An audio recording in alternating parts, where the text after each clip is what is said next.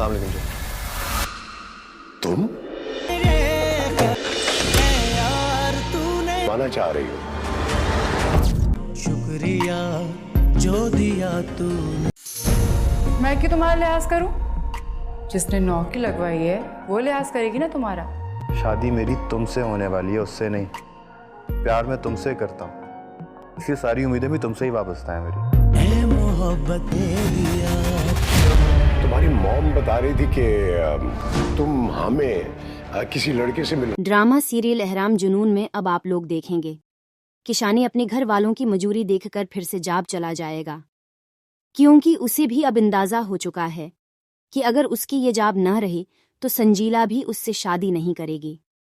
दूसरी तरफ आप देखेंगे कि संजीला की और शानी मंगनी हो जाएगी और शानी बहुत खुश होगा, क्योंकि वो संजीला से बहुत मोहब्बत करता है।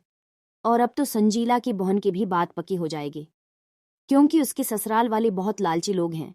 अब उन्हें शानी की जाब का पता चल चुका है, तो ढीरों जाहिज के लिए जल्दी शादी करना चाहते हैं।